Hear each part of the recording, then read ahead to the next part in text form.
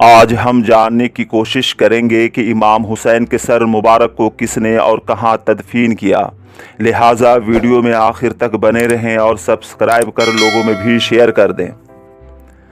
سن 61 ہجری عاشورہ کے روز امام علی مقام حضرت حسین ابن علی کو اس جرم میں کربلا میں شہید کر دیا گیا کہ انہوں نے ایک ظالم اور فاسق کو حکمراں تسلیم کرنے سے انکار کر دیا۔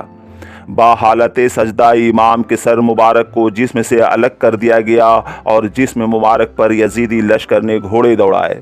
پھر یزید کے حکم پر حسین علیہ السلام کے سر مبارک کو نیزے پر بلند کر کے شام روانہ کیا گیا۔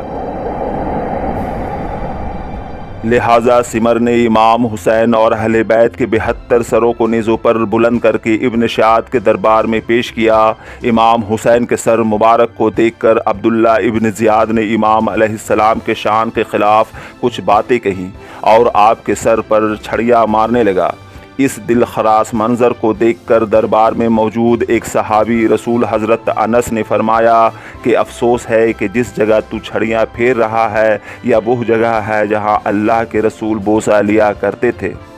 اس کے بعد ابن زیاد نے حکم دیا کہ سر کو یزید کے پاس شام بھیجا جائے تاکہ اس سر کو دیکھ کر لوگ عبرت حاصل کریں کہ بغاوت کا کیا انجام ہوتا ہے۔ روایتوں میں آتا ہے کہ جب اہل بیت اور سر مبارک کو کوفہ سے شام لے جا رہے تھے، یہ کم و بیش 30 سے 40 دنوں کا سفر تھا۔ صحراؤں اور ریگستانوں کا سفر، اوپر سے بلا کی گرمی، مگر پھر بھی سر حسین میں وہ چمک اور تازگی تھی جو کسی کرشمے سے کم نہ تھی۔ سفر کے دوران سپاہیوں نے امام حسین کے سر کو ایک صندوق میں رکھ دیا اور جب بھی قافلہ کسی مقام پر پڑاؤ ڈالتی تو سپاہی امام حسین کے سر مبارک کو صندوق سے نکالتے اور نیزے پر بلند کر کے اس کی حفاظت کرتے اور پھر صندوق میں رکھتے اور روانہ ہو جاتے۔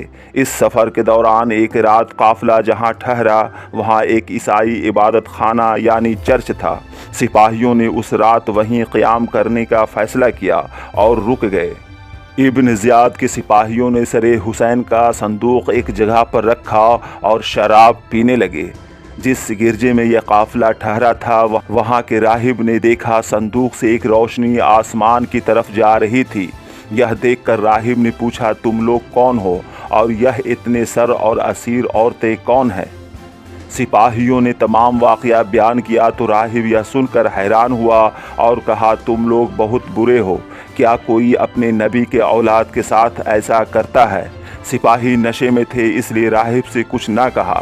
پھر راہب نے کہا، کیا تم ایک رات کے لیے نبی کے نواسے کا سر میرے پاس رہنے دو اور عورتوں کی خدمت کرنے کا بھی موقع دو تو میں اس کے بدلے 10,000 دینار دوں گا۔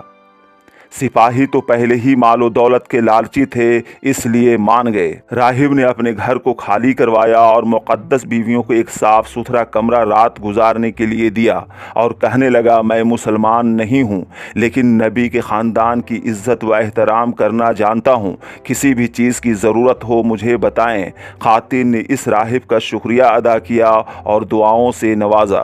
اس کے بعد راہب باہر نکلا اور امام حسین کے سر انور کو ایک صاف تشت میں رکھ کر چہرہ مبارک کو دھویا، سر اور داڑھی مبارک کے بالوں کو سنوارا اور پھر عطر لگایا اور ساری رات سامنے رکھ کر روتا رہا اور پکار اٹھا، میں گواہی دیتا ہوں کہ اللہ ایک ہے اور محمد صلی اللہ علیہ وسلم اللہ کے رسول ہیں، اور وہ مسلمان ہو گیا۔